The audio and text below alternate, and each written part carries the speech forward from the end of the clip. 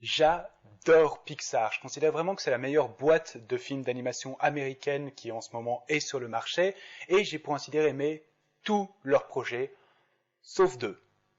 Cars 1, je trouve le scénario beaucoup trop banal, beaucoup trop commun, et en plus de ça, les personnages sont ni intéressants ni attachants.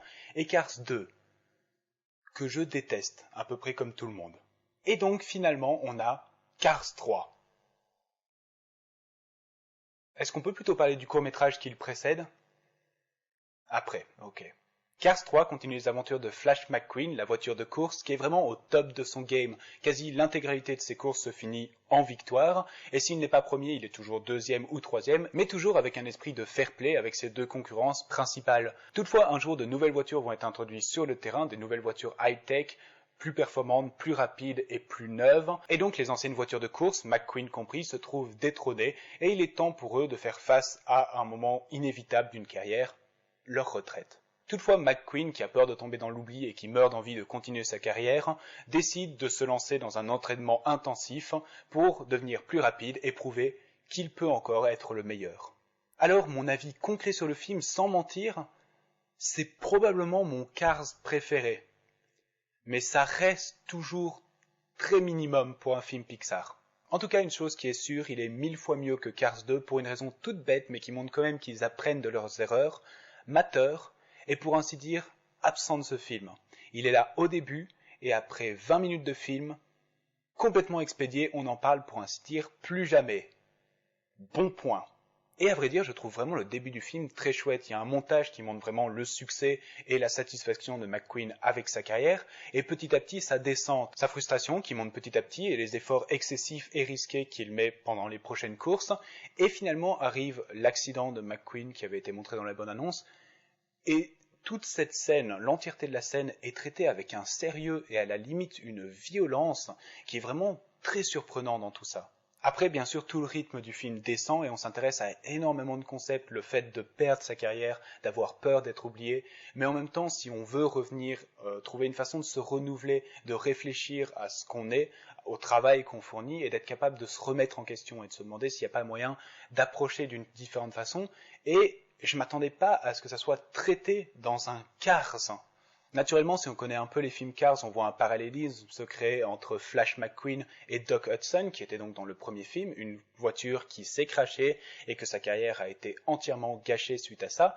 Le parallélisme est clairement là, et en même temps, ce parallélisme va peut-être un peu trop loin parce que le film est assez prévisible justement dû à ce parallélisme. On sait vraiment ce que McQueen va faire en fin de film, et globalement la construction de ce troisième film est exactement la même construction que le premier film. Il y a une course, il y a quelque chose qui va mal, McQueen veut s'entraîner, il s'isole dans un lieu qui est vraiment pas habituel pour lui, et il en ressort nouveau et avec une nouvelle détermination. Donc c'est vraiment complètement la même construction, et comme je dis, l'évolution du personnage de McQueen est le même que Doc Hudson dans le premier film, et donc la fin devient quand même sacrément prévisible. Au-delà de ça, ils essaient vraiment d'apporter une espèce de touche sentimentale sur Doc Hudson, mais j'ai pas le sentiment qu'il ait été suffisamment développé dans le premier film pour qu'on en ait vraiment quelque chose à foutre. Alors dans ce film, ils rajoutent différentes scènes qui montrent des moments d'entraînement à McQueen et Doc Hudson qu'on n'avait pas vu jusque-là, mais ça reste quand même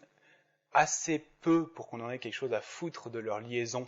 Et puis, suite à ces questionnements sur sa carrière, et que McQueen décide donc de faire un dernier entraînement pour devenir plus rapide, le film devient plutôt ennuyant. Il y a énormément de dialogues avec des nouveaux personnages qui sont introduits. On laisse beaucoup les personnages des anciens films de côté, comme je l'ai dit, avec Mater, mais tous les membres du village aussi sont complètement mis de côté. Et on introduit plein de nouveaux personnages, et là vient toujours le même problème avec Cars. Ils sont pas franchement intéressants et ils sont pas assez développés.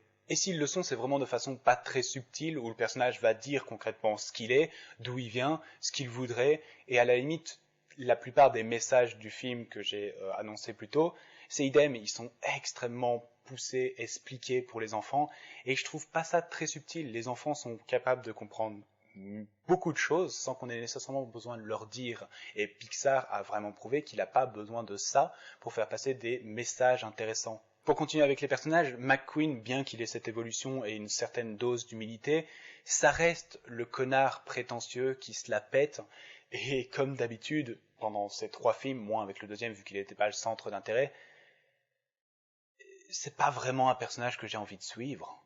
Toutefois, à la fin du film, le rythme commence vraiment à reprendre et les 30 dernières minutes du film redeviennent vraiment intéressantes à partir du moment où McQueen s'entraîne avec des vieilles voitures, pour ceux qui ont vu le film.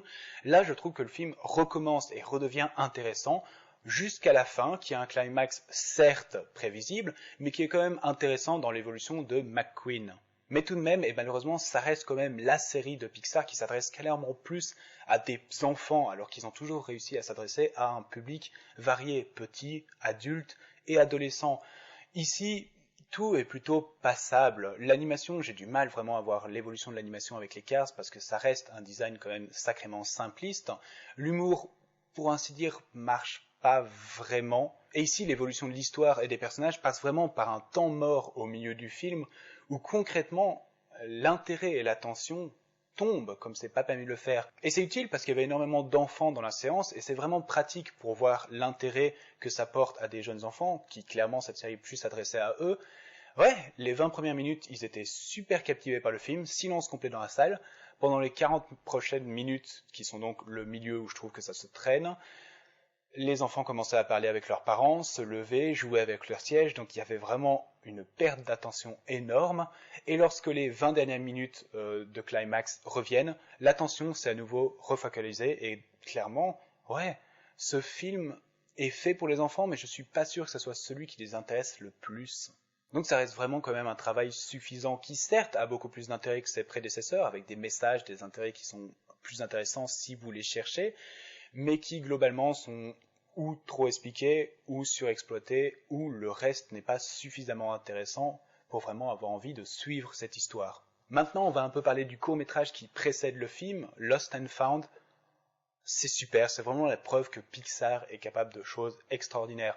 Le design du personnage principal est super intéressant et l'animation qui s'ensuit est très intéressante et très original à voir. C'est dynamique, c'est drôle et c'est extrêmement touchant et tout ça, bien sûr, comme d'habitude avec les courts-métrages de Pixar, sans aucun dialogue. Ils arrivent vraiment à montrer l'intérêt des personnages, ce qui crée leur personnalité, ce qu'ils veulent, et en fin de compte, lorsqu'il y a une résolution, ça amène vraiment à quelque chose de très puissant. Donc ce court-métrage au début prouve vraiment que Pixar a un talent fou.